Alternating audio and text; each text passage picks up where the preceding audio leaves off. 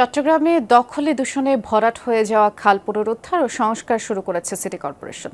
আসন্ন বর্ষায় জলাবদ্ধতার মাত্রা কমাতেই উদ্যোগ। তবে একদিকে খাল সংস্কার হলেও অন্যদিকে অবাধে ফেলা হয় বর্জ্য, যার ফলে এসব প্রকল্পের সুফল মিলছে না। ভরাট আর দখল দূষণে বেহাল দশা দক্ষিণ বাকলিয়ার বৌবাজার এলাকার বীরজা ডাইভারশন খালের অস্তিত্বই বিলুপ্তির পথে। পানি নিষ্কাশন পথ বন্ধ হওয়ায় অল্প বৃষ্টিতেই সৃষ্টি হয় জলাবদ্ধতা।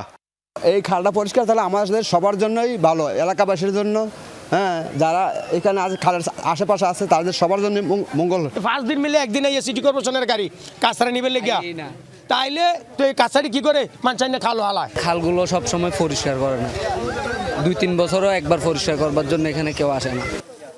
আসন্ন বর্ষার আগে সংস্কার করা হচ্ছে এই খাল। জলাবদ্ধতা নিরসন প্রকল্পের আওতায় 36টি খাল সংস্কার শেষ পর্যায়ে।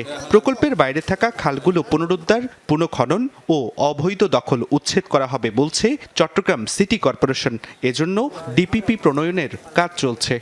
21টা খাল নয়, আরও বেশি খাল হতে পারে। সেখানে 30টা, 40টা, ইভেন 50টার মতো খাল আমরা এই ডিপিপিতে আনতে পারি।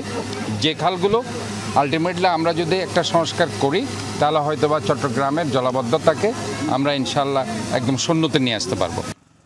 একদিকে খাল সংস্কার করা হলেও অন্যদিকে অবাধে ফেলা হয় বর্জ্য, ফলে ভরাট হয় আবার খাল পরিষ্কারে নিয়োজিত পরিচ্ছন্নতা কর্মীরাও তাদের মজুরি নিয়ে অসন্তুষ্ট।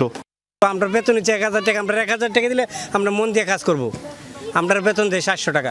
কাজ ভাঙ্গা, ময়লা, লোহা সোয়া পাওয়া গায়ে লাগে, শৈল কাটা জায়গা। যে পরিমাণ ময়লাগুলা 100 মানুষ আর 180 এরকম মানুষ লাগবে পরিষ্কার করতে এগুলা। জুবাইর রিফাত, যমুনা নিউজ, চট্টগ্রাম।